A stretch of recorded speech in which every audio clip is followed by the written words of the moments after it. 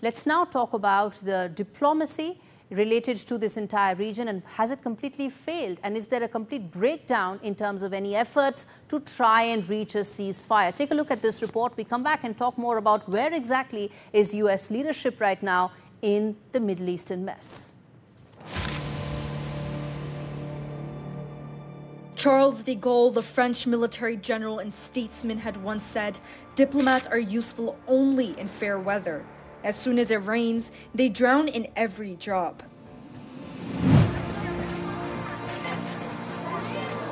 Decades later, de Gaulle's words still resonate in the current geopolitical scenario. As world leaders continue to struggle to find common ground over a ceasefire in Gaza.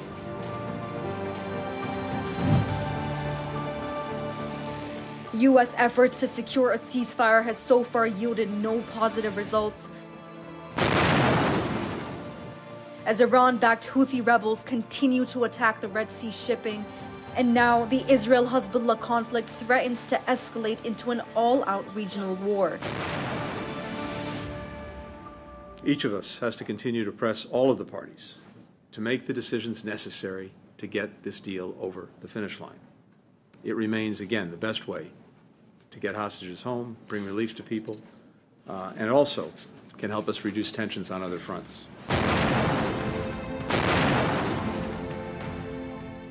Experts suggest that the conflict highlights the limits of U.S. power and influence in the Middle East. Despite being Israel's top arms supplier and a strong ally, U.S. President Joe Biden has failed to change Israeli Prime Minister Benjamin Netanyahu's mind. The Biden administration has been trying for a year to help broker an Israeli-Hamas ceasefire deal and free hostages taken by the militants in their October 7th attack last year. U.S.'s top diplomat Antony Blinken has traveled to the region nearly 10 times in the past year, and no breakthrough is imminent according to reports. Many U.S. officials have blamed Hamas for failed negotiations, but some also cite Netanyahu's shifting demands. Qatar, a strong regional force, played a big role in earlier ceasefire negotiations, but has not been able to achieve the desired results. With another front opening in the Middle East and Netanyahu in no mood of declaring a ceasefire, the task of achieving a ceasefire in Gaza seems to be a distant reality and shows how diplomacy has failed the region. With Vishal Vivek, Samia Afsar for NDTV World.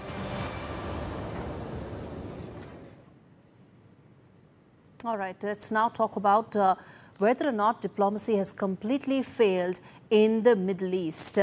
Besides Professor Andrew, Professor Alex, who continue to be with me on this show, let's also get in Aziz Al-Ghashia, who's a senior fellow with the ORF, Salman Seema, who's a former political prisoner from Iran. Thank you so much, all of you, for joining me on this very special broadcast. In fact, let me start with you, Professor Andrew, and then I'm going to come to Salman Seema as well.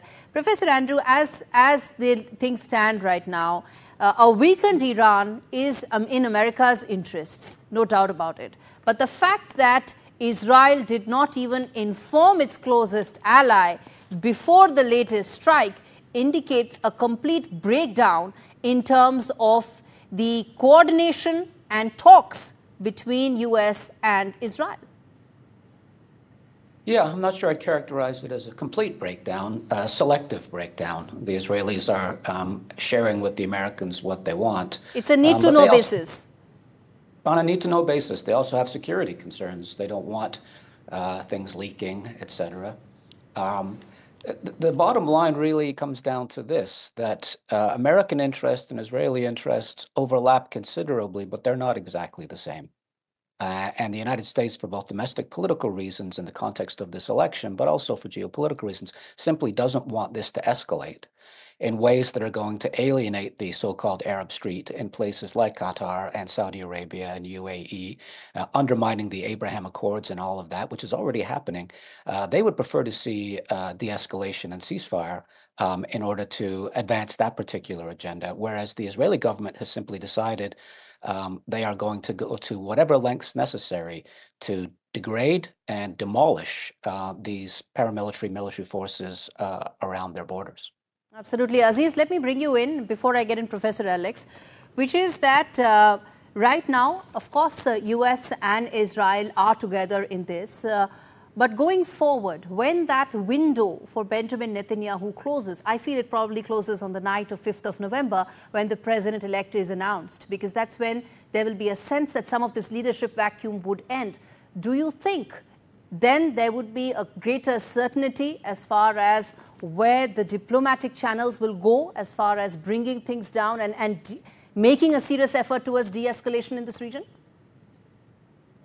Well, firstly, it's good to join you, and thank you very much for having me. Of course, I have to say I'm coming from the region here, from Saudi Arabia, so I'm going to give you a perspective from an outside region about this, because I think what you say is a very important question, but it's really an American question as well. But let me share my point nonetheless, because I think when it comes to these windows that you alluded to, rightly, one of the things that I can argue is that these windows, in these political windows, seem to be opening and closing. There was a window beforehand a few months ago about trying to have Saudi Arabia and Israel normalize relations based on a ceasefire, and it was all about sort of this is the last opportunity that Saudi Arabia and Israel normalize relations, which will lead to a ceasefire and which will lead to other things growing, as I think Professor Andrew alluded to. So I think when it comes to windows, no, and also clarity, no, I don't think so. I think Benjamin Netanyahu is someone who understands the American politics very well. And more importantly, I think he's someone who understands how to manipulate American domestic politics very well and leverage it to his advantage.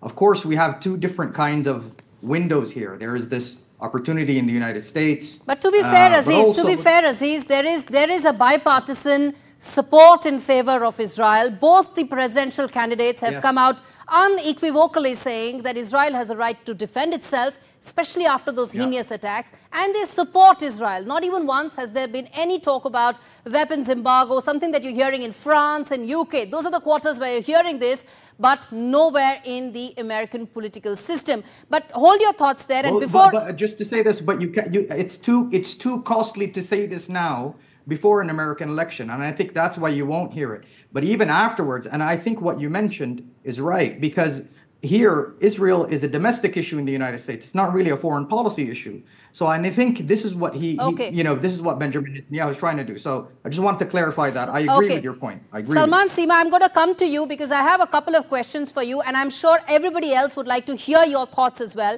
But before that, especially on whether or not there's going to be something related to Arab Spring because of what is happening in Jordan and Egypt, I'm going to come to that.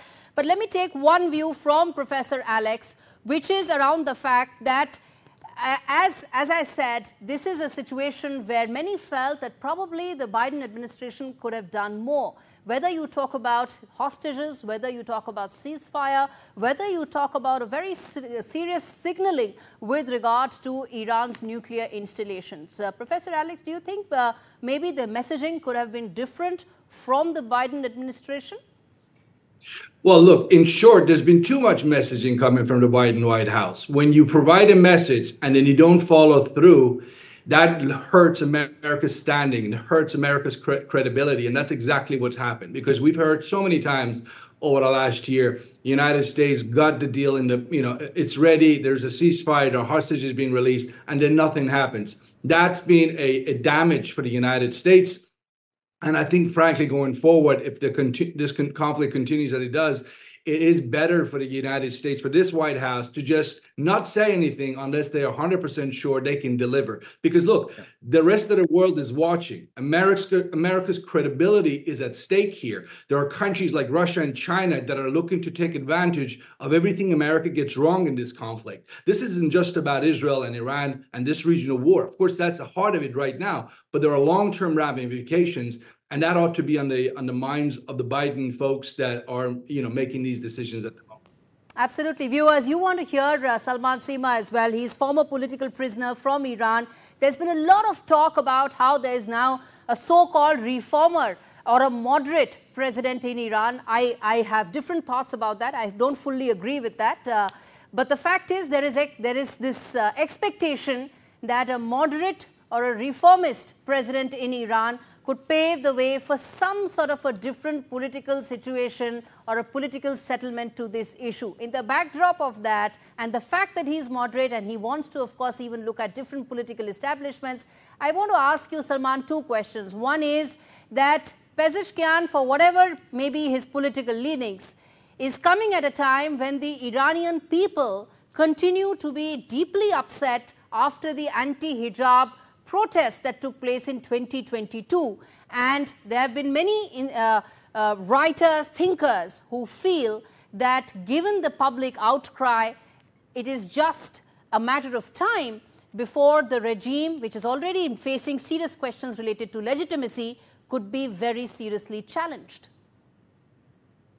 So thank you for inviting me, and I would like to use this opportunity to say my condolences to the nation of Israel, and our thought and prayers are with the hostages these days.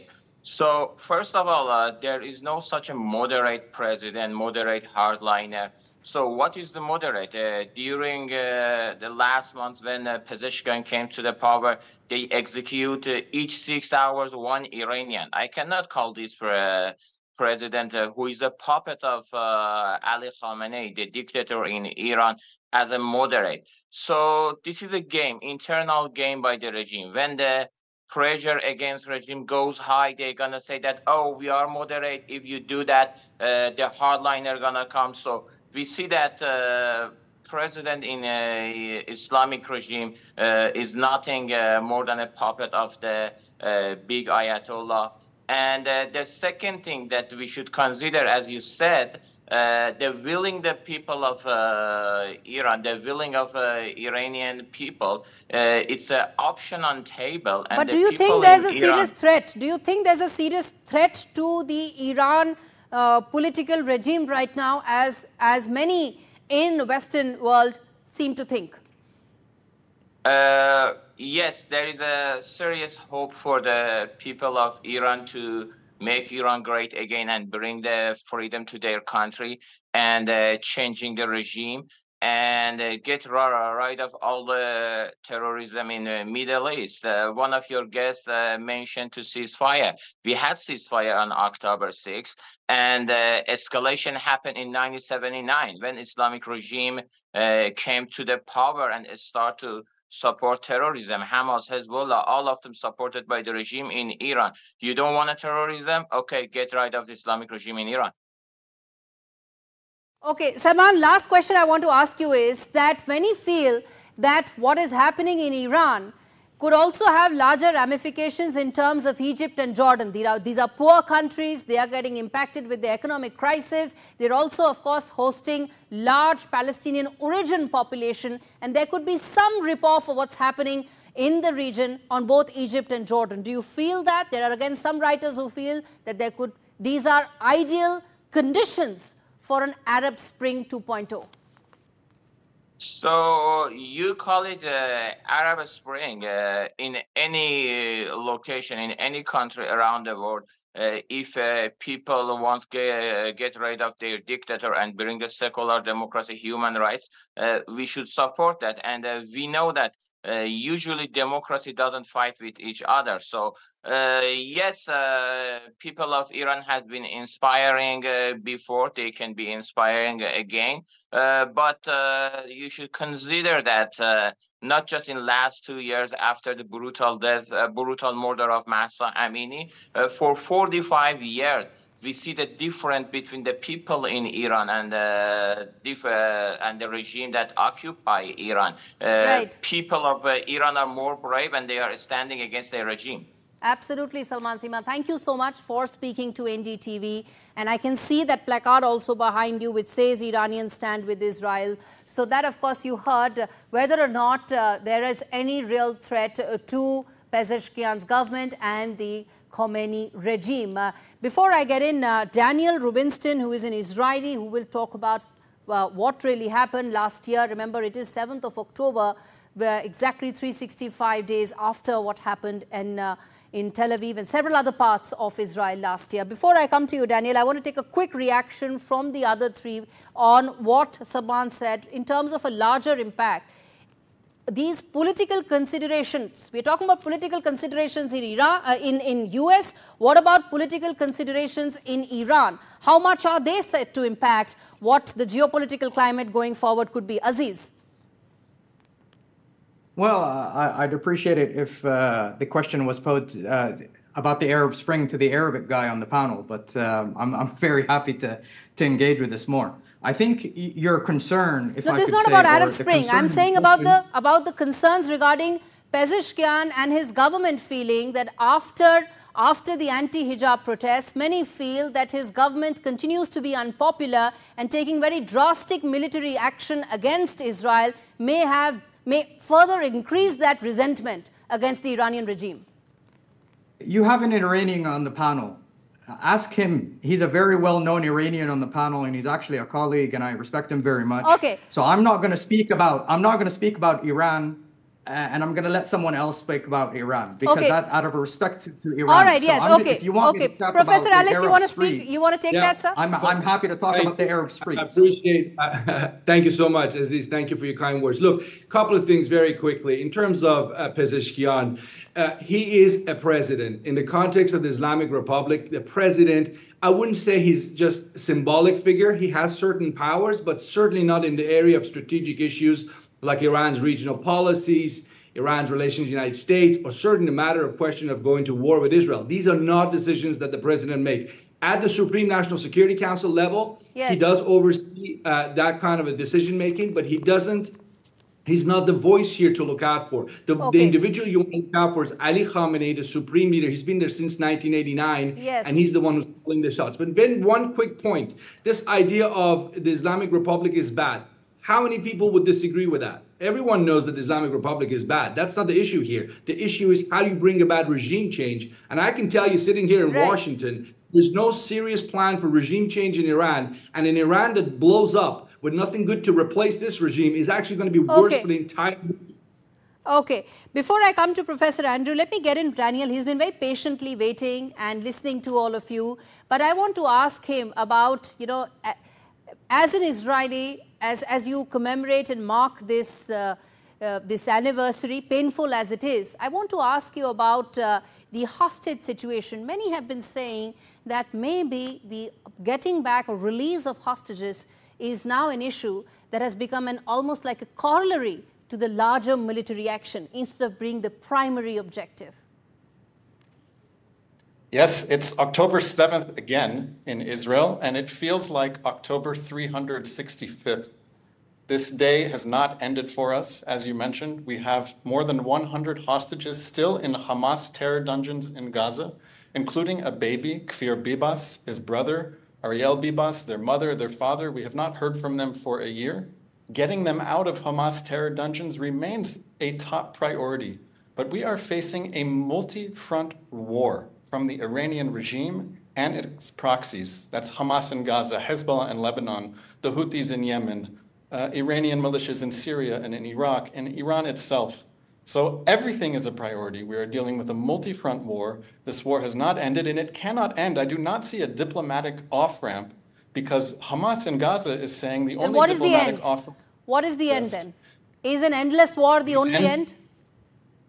The end is that the Hamas terror regime in Gaza is defeated. It has no longer any government or military capabilities that can threaten the people of Israel who live just a few football fields away.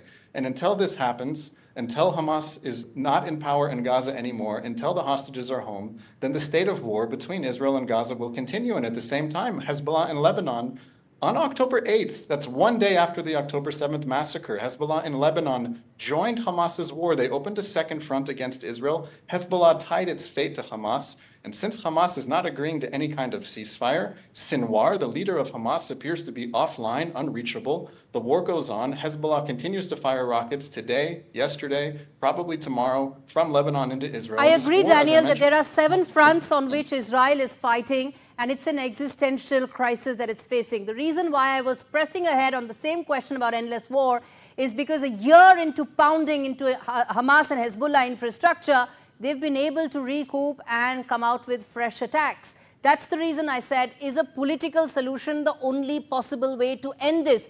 I'm completely out of time. Professor Andrew, 30 seconds. Where do you see this going? What do you think Benjamin Netanyahu's next step could be? Almost all wars end in a negotiated settlement, but it depends on who is in the catbird seat, the driver's seat, as it were. If Israel continues to dismantle Iran's proxy infrastructure, it's going to have a better position than it would have, say, a year ago. So there will be some kind of negotiated settlement, maybe not around a table, but some kind of agreement, tacit maybe, and that will bring this to an end for a while. All right. Thank you so much, gentlemen, for speaking to NDTV, joining in this very special broadcast. The fact is, Middle East is a crisis that has escalated. The reason for that is that what started with Hamas attacks quickly spread out to Hezbollah, Syria, Yemen, and several other fronts. For Israel, it is an existential crisis, but the painful truth about this is also the fact that there is a human cost of this war. Yes, there is no way to assess how many exact civilian casualties have happened both in Lebanon and in Gaza, because all the numbers mix up both the terrorist and civilian casualties. But the human cost of war and the sheer longevity for how long it's been going on probably now begets some sort of a solution, not in the military field, but across each other.